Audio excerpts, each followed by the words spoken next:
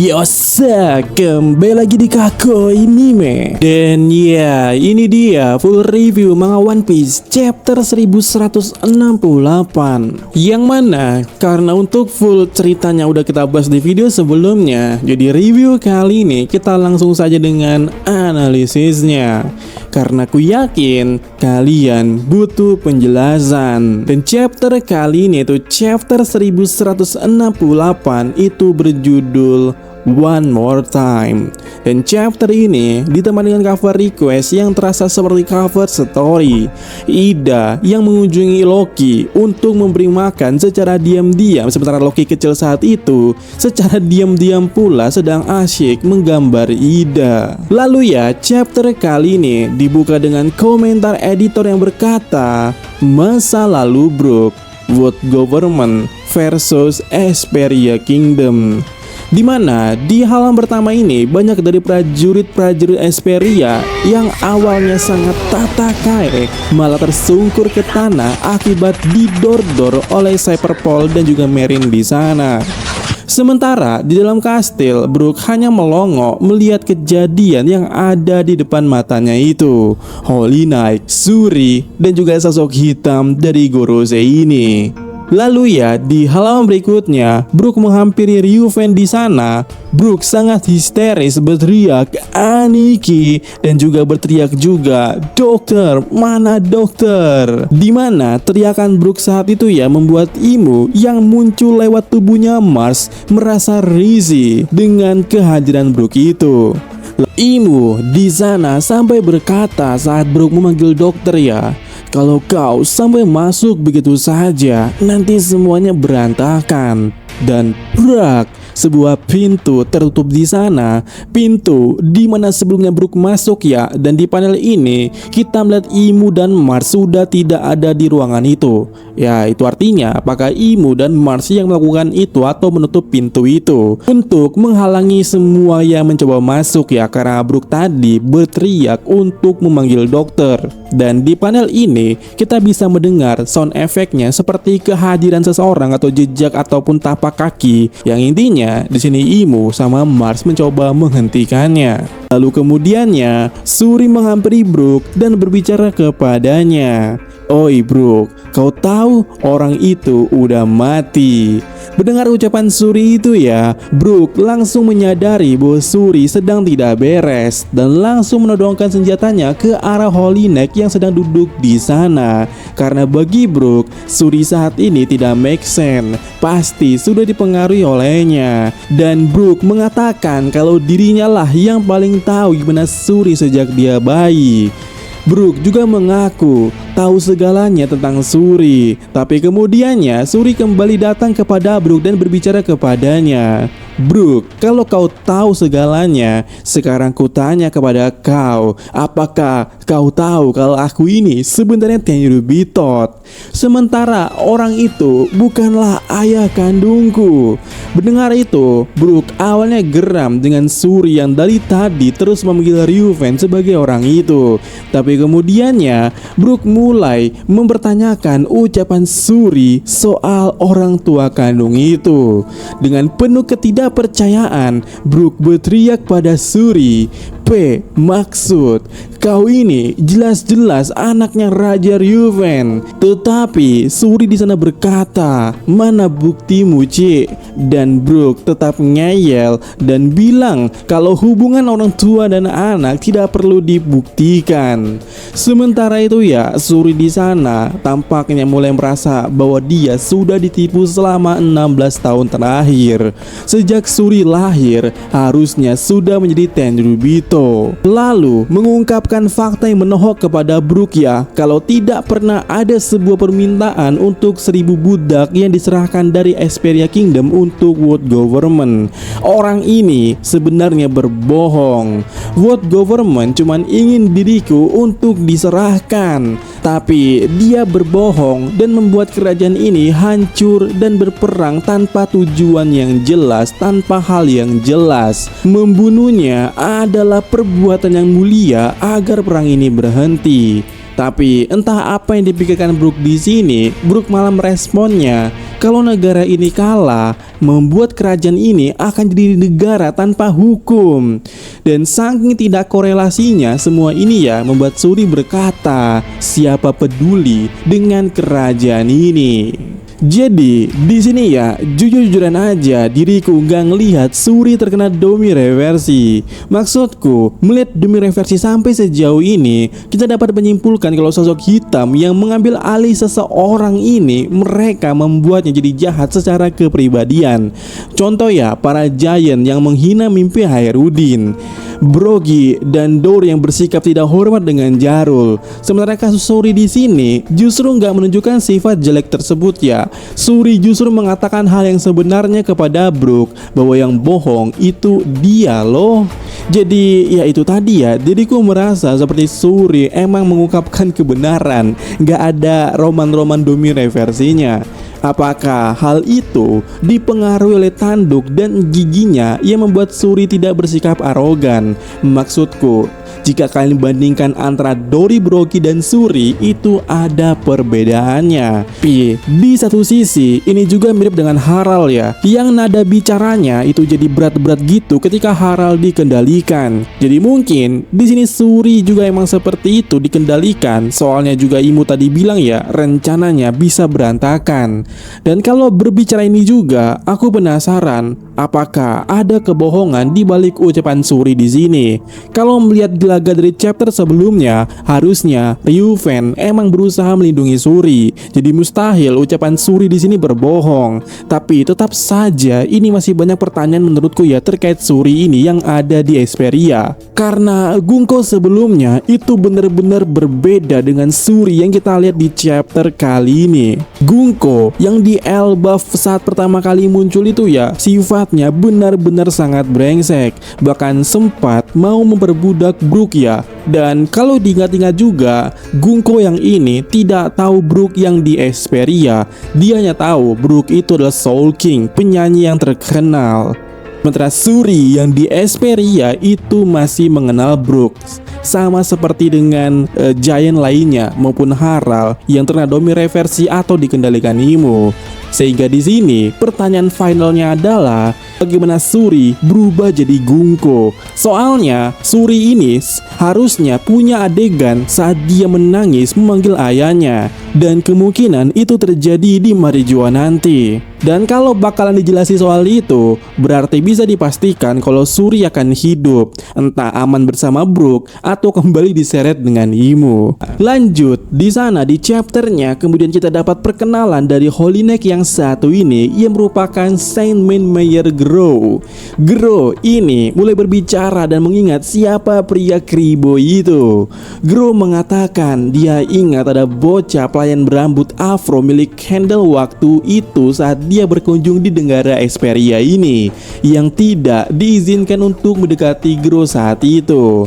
Dan momen dimana Grow berkata seperti itu ya, kita melihat mata belang darinya juga yang sama seperti Suri, dan membuat Brook yang melihatnya akhirnya sadar inilah kenyataan.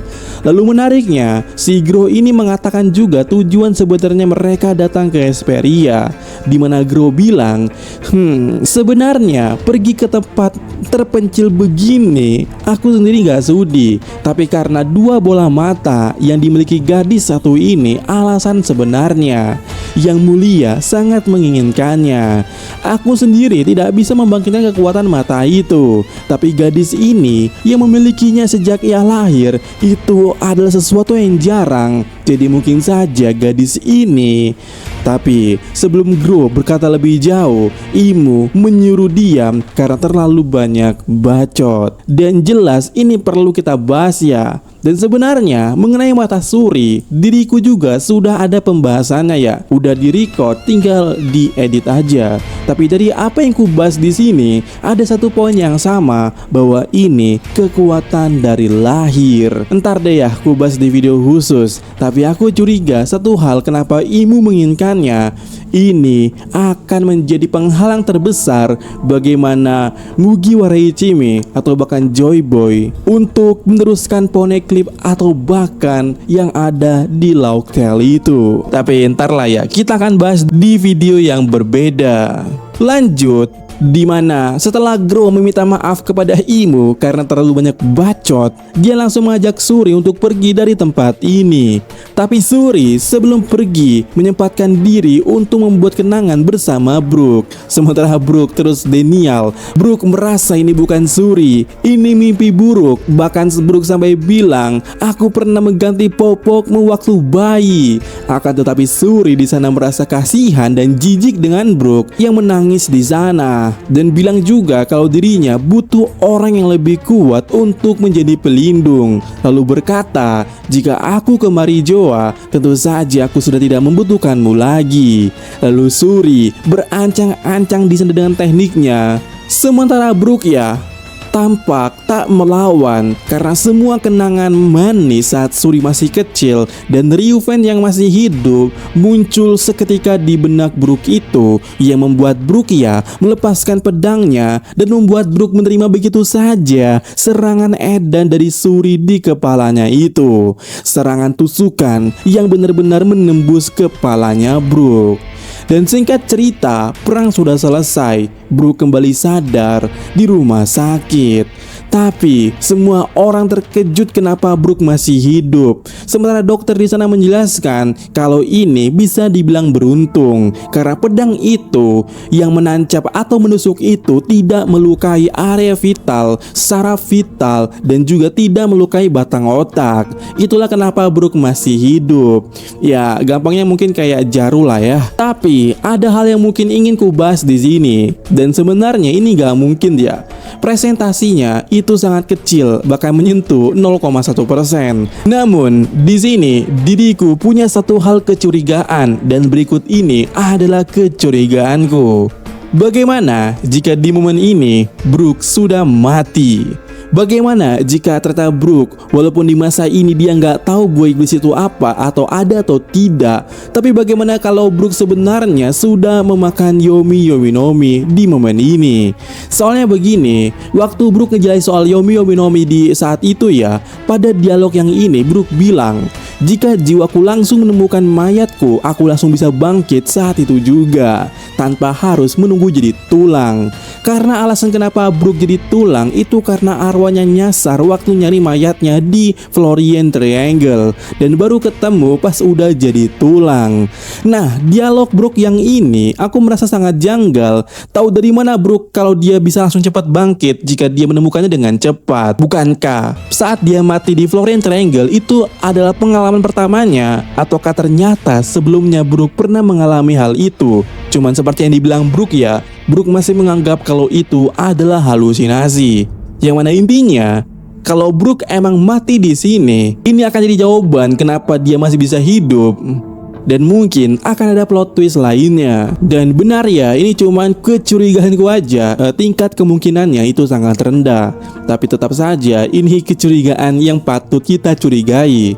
Dimana sebelum lanjut kita ke chapter yang lagi ya, bahwa kali ini flashback kita benar-benar berakhir dengan Brook yang sadar dari pingsannya dan bertanya soal raja itu ada di mana, dan prajurit menjelaskan semua situasi yang terjadi karena Brook tampak lupa di sana. Dan ketika para prajurit mengatakan kalau raja mati dan segala kondisi yang terjadi di Esperia, itu membuat Brook ingat kembali semua kejadian mengerikan itu sampai membuatnya menangis histeris dengan darah yang keluar alias lukanya kembali terbuka di kepalanya itu. Lalu ya, adegan kembali ke Elbaf. Brook menjelaskan situasinya. Dulu, bahkan aku nggak tahu buah iblis itu ada atau tidak.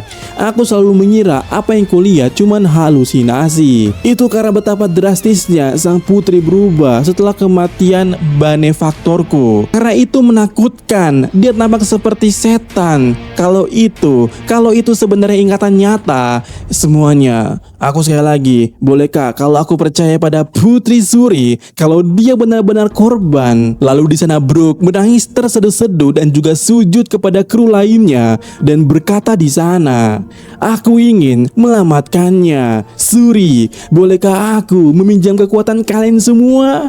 Mendengar itu ya, Jinbe langsung berkata, "Jangan jadi orang asing begitu, Brook. Ayo cepat hancurkan es itu."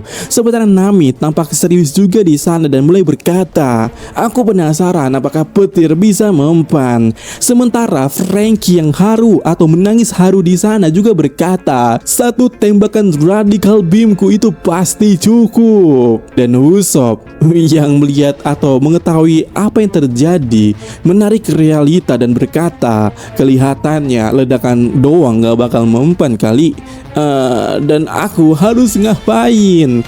Sementara dalam kebingungan itu Brook langsung ngacir. Brook berlari kencang dengan gaya lari yang biasanya di air itu ya, sepertinya sedang menuju ke tempatnya Suri atau Rungo. Dan benar, ada satu dialog yang harus kita singgung di sini. Menghancurkan es Ragnir sebenarnya itu sangat mustahil ya, karena kekuatan Imo aja itu nggak bisa. Apalagi Loki udah bilang kalau es Ragnir ini mencair ya, itu atas kehendak Ragnir itu sendiri. Tapi justru karena itu juga kita seperti sudah melihat masa depan. Bagaimana es ini bakal hancur, itu plotnya pasti ada sebab dan akibat. Pertama, apakah Ragnir melemah membuat es itu menjadi melemah juga, atau justru itu akan memperlihatkan kelemahan dari Ragnir bagaimana memecahkan es miliknya itu. Yang mana kalau dilihat tadi serangan Imo ya dengan ledakan besar itu tidak bisa menghancurkannya, dan benar itu adalah serangan langsung yang sangat brutal.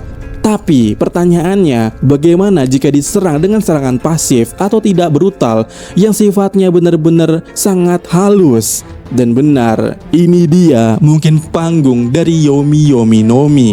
Karena faktanya, es batu bisa pecah karena suhu dingin. Disingkatnya, yang kuharapkan di sini adalah plot Yomi Yomi Nomi akan main di sini, yang semuanya sudah terjadi sejak di adegan ini sampai nanti di adegan berikutnya ketika Brook menyelamatkan Suri yang ada di sini.